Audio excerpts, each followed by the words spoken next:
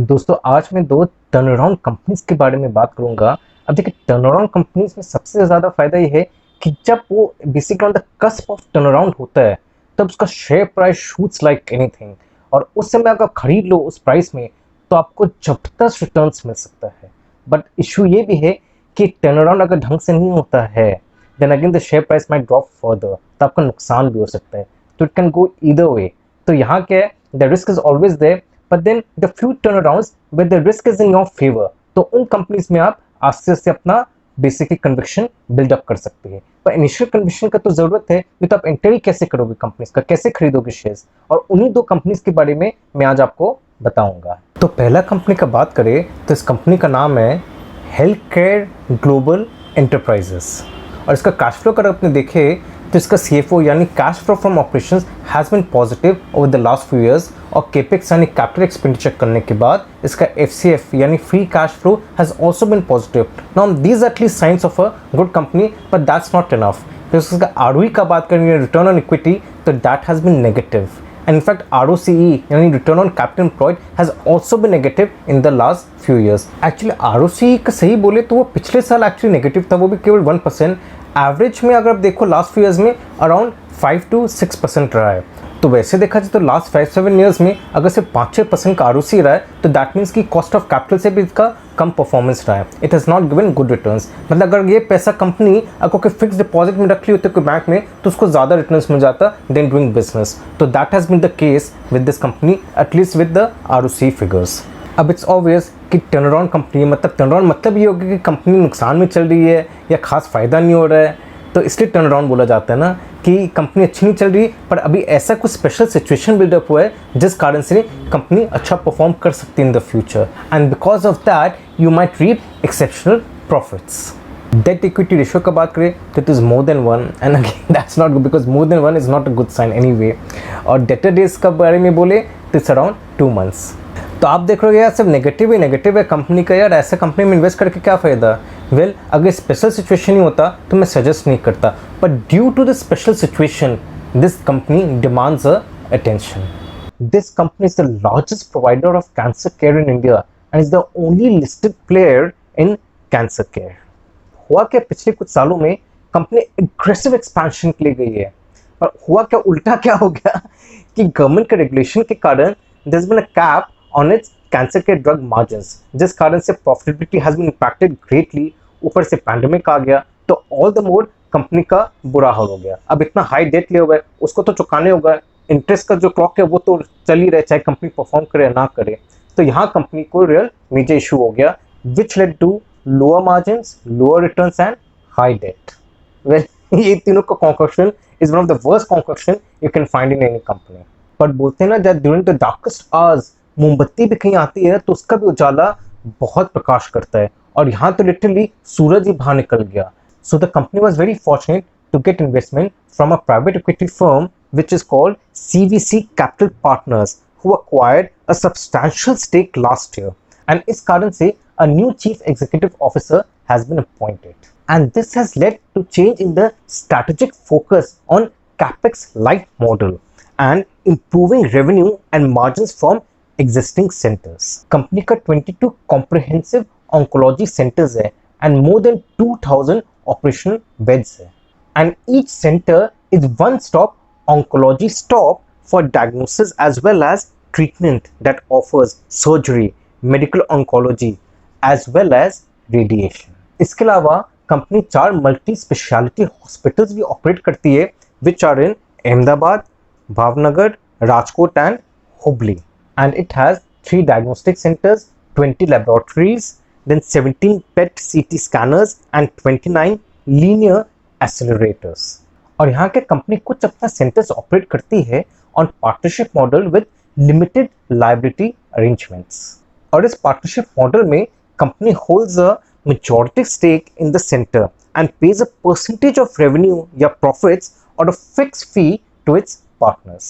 इससे क्या कंपनी अपने पार्टनर्स का expertise as well as presence leverage कर पाती है इन सर्टेन लोकेलिटीज। और रेवेन्यू ब्रेकअप का बात करें तो 80% of its revenues actually comes from oncology, उसके अलावा 14% कम्स फ्रॉम मल्टी स्पेशलिटी और बाकी comes from Milann which is a fertility business. Company Milann में एक्चुअली 50% स्टेक लिया था इनिशियली इन 2013, उसके बाद इट इंक्रीज स्टेक टू 100%। और मिलान के through it owns and operates comprehensive reproductive medicine services which includes assisted reproduction, gynecological endoscopy and fertility preservation।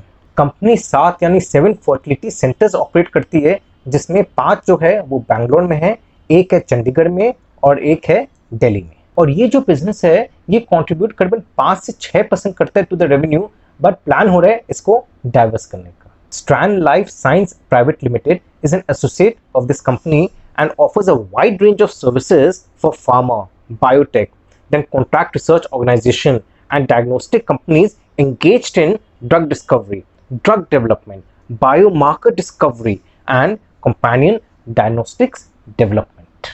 इसके अलावा it publishes research reports, case studies and abstracts in various national and international forums। और इसका जो Bengaluru centre है that actually uses the latest technology in oncology such as Linacs, tomotherapy radiology, PET CT scanners and Da Vinci robotic surgery systems। और ये company पहली company है जो tomotherapy introduce की गुजरात में through its centre in Ahmedabad. And ये therapy combines an advanced form of intensity modulated radiation therapy with the accuracy of computed tomography scanning technology all in one machine। In fact, most of the major cities, important cities में इसके centers हैं, and that speaks for itself कि देखिए expansion में तो ये प्रेम से spend किए पैसा। अब कंपनी का प्लान है to use 3-pronged strategy to improve its sales and profitability, जिसमें से सबसे पहला हो गया asset light model। Actually asset light से सही बोलना होगा केपेक्स लाइट मॉडल, क्योंकि देखिए इस बिजनेस में एसेट्स का तो जरूरत पड़ता ही है। तो केपेक्स में देखा जाए it has just one project under development in Gurgaon which will be coming up in the financial year 2022-23। इसलिए अब कंपनी कंसंट्रेट करिए on its existing centres that are mature centres and have significantly higher operational metrics। इसका break even time of its new projects is around 12 to 18 months ये company calculate करती है। इसलिए जितने भी नए प्रोजेक्ट्स पिछले समझिए 2 साल में जो आया है स्पेशली द मेजर सिटीज, उन सब से कंपनी एक्सपेक्ट करती है to improve efficiency and reduce losses.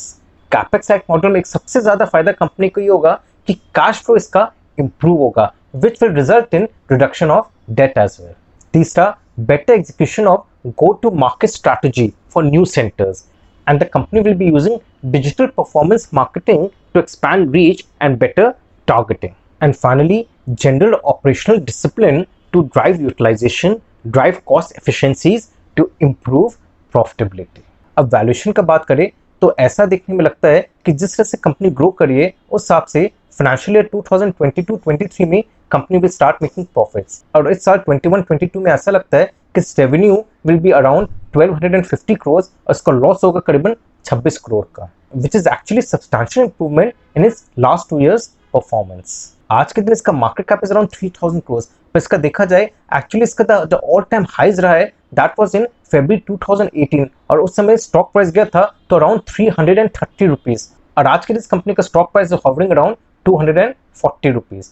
तो देखा जाए अगर ये ऑल टाइम हाई में जो 2018 में पहुंची थी उस प्राइस तक पहुंचती है तो यहाँ से आराम से 35% का अपसाइड तो दिख ही रहा है, और यहाँ से सब्सटैंशियल अपसाइड हो सकता है in stock price and its market cap अगर टर्न अराउंड स्टोरी इंटैक्ट रहता है। If the company starts making profit from the financial year 22-23 तब आप देखोगे किस तरह से शेयर प्राइस इसका भागेगा। But the story doesn't and here because देखिए हर स्टोरी के पीछे रिस्क होता है, एंटीथीसिस होता है, और उसको भी समझना बहुत जरूरी है। रिस्क का बात करें तो पहला रिस्क तो ये कि देखिए cancer is a capital intensive business, और इसमें क्या जो टेक्नोलॉजीज भी है वो अपडेट होते रहते हैं एवरी फ्यू मंथ्स, तो कंपनी को it has to keep abreast with the new technologies and that cost money. Second, देखिए this sector is subject to government intervention, तो ऑब्वियसली गवर्नमेंट के regulations policies will affect this sector. वो तो देखिए इस sector में any company which belongs to this sector will be affected, तो this company since it belongs to this health care sector तो automatically this risk is always hanging on its head. और third most important thing, अगर execution में hiccup आता है और turn around story does not fall into place, तब क्या इसका stock price will go down and will drastically fall down as well. तो देखिए टर्न अराउंड स्टोरीज में यही है, बढ़ भी सकता है जबरदस्त, नीचे भी कर सकता है, बट एट दिस जंक्चर ऐसा लग रहा है कि रिस्क अभी थोड़ा फेवर कर रहा है towards its upside rather than downside. तो that's why this company is worth tracking. तो मैं तो यहाँ यही सजेस्ट करूंगा कि स्मॉल पोजीशंस बनाएं और ट्रैक करिए कंपनी को। अगर लगता है कि कंपनी अच्छी तरह से एग्जीक्यूट करिए, परफॉर्म अच्छा करिए, तब अपना धीरे धीरे पोजीशंस इसमें बिल्डअप कर सकते हैं। और आगे बढ़ने के पहले ये बता दूं कि अगर आप मेरा मॉडल पोर्टफोलियो के बारे में जानना चाहते हैं जिसमें कई सारे वेरिएशंस है, जैसे एक 5000 का है जिसमें 10 स्टॉक्स के नाम मैं आपके साथ शेयर करता हूँ, फिर 7000 का है जब 15 स्टॉक्स के नाम I share with you, and finally 10,000 का पैकेज में 25 स्टॉक्स के नाम मैं शेयर करता हूँ, as well as these are annual subscriptions. तो बीच में भी कोई एडिशन या डिलीशन होता है स्टॉक का, वो भी मैं आपके साथ शेयर करता हूँ। और अब दूसरी कंपनी की तरफ बढ़ते हैं, और इस कंपनी का नाम है इंडिया बुल्स रियल एस्टेट। और इस कंपनी का भी फाइनेंशियल्स का बात करें तो इसका cumulative cash flow has been negative over the last few years. ऊपर से इसका जो सेल्स ग्रोथ है वो भी नेगेटिव रहा है, प्रॉफिट ग्रोथ वो भी नेगेटिव रहा है। आरओई का बात करें, रिटर्न ऑन इक्विटी का बात करें तो that has been around 6% in the last 3 years. पिछले साल तो 0% था, कुछ भी नहीं हुआ।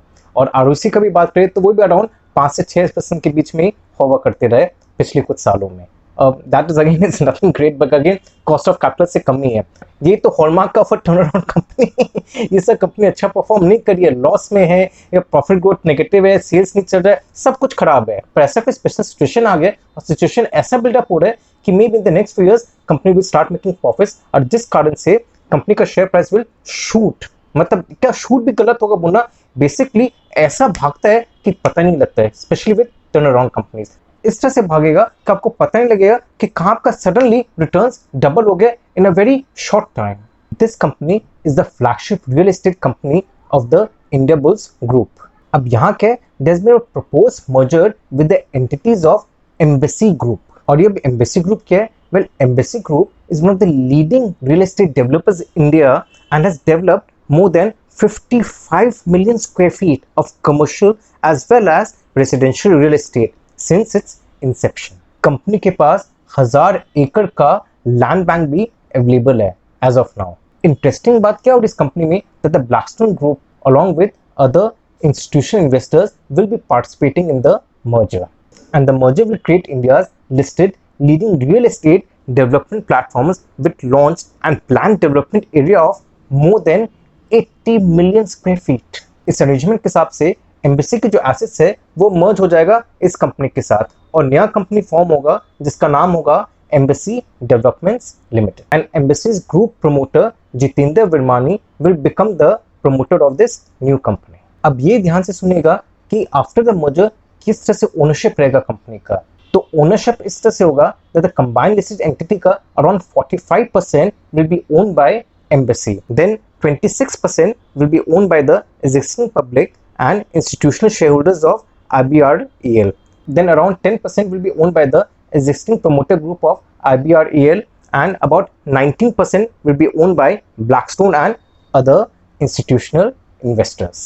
और अगर प्रोजेक्ट्स का बात करें which will balance between both commercial and residential projects after the merger, तो उसके पहले अगर इंडिविजुअली बात करें तो IBREL का अराउंड 19 प्रोजेक्ट्स फिलहाल है, and that is basically concentrated on the northern and the western regions of India. और यहाँ 95% of its assets actually residential और 5% कमर्शियल है। On the other hand Embassy के 11 प्रोजेक्ट्स है जिसमें सब बेंगलुरु और चेन्नई में बेस्ड है। और एम्बेसी के एसेट्स के बारे में बात करें तो 75% of embassy assets is commercial और 25% इज रेसिडेंशियल। तो आप देखिए आरबीएल का मैक्सिमम रेसिडेंशियल था और यहाँ एम्बेसी का मैक्सिमम कमर्शियल है। इनका मर्जर से अच्छा सिनर्जी हो गया एंड दोनों कंपनी को काफ़ी फायदा होने वाला है। इसलिए after the merger the combined entity will hold 30 projects across all over India, specially in all the major Tier 1 cities and in some Tier 2 cities as well. और फिर न्यू एंटिटी का एसेट्स इस तरह से हो जाएगा कि 53% will be commercial and 47% will be residential. Risk का बात करें तो देखिए सबसे बड़ा रिस्क तो है कि देखिए इस कंपनी का स्टॉक प्राइस रैली के in anticipation of the merger. अगर कोई भी रीजन से मर्जर नहीं होता है ड्यू टू गवर्नमेंट रेगुलेटरी में भी बहुत से हर्डल्स आ सकता है, there is always that possibility, then क्या होगा इसका प्राइस वापस नीचे भागेगा, जैसे ऊपर भागा वैसे नीचे भी भागेगा, तो that risk is always there. दूसरा, अगर ये मर्जर होता है तो 42% ऑफ द न्यू एंटिटी का जो एसेट्स है that will be concentrated in the Nashik special economic zone. और यहाँ के due to the concentrated nature of its assets it will be expose to geographical and local market risk while monetizing this asset। देखिए इस real estate में ये major problem तो है कि अगर कंसंट्रेशन रहता है कोई स्पेशल ज्योग्राफिक एरिया में और वहाँ कुछ प्रॉब्लम आता है, कोई पोलिटिकल अपील आते हैं, कुछ भी होता है तो the entire area get affected. तो ये इशू हमेशा रहता है with any real estate company. So it is always better कि रियल एस्टेट का प्रोजेक्ट डाइवर्सिफाइड हो, कहीं जगह फैला हो, it actually provides cushion against unknown risk in the future. तो आज के लिए इतना ही, और इसी टाइप की मैं और इंटरेस्टिंग कंपनीज आपके सामने लाता रहूँगा। Thank you for listening to me.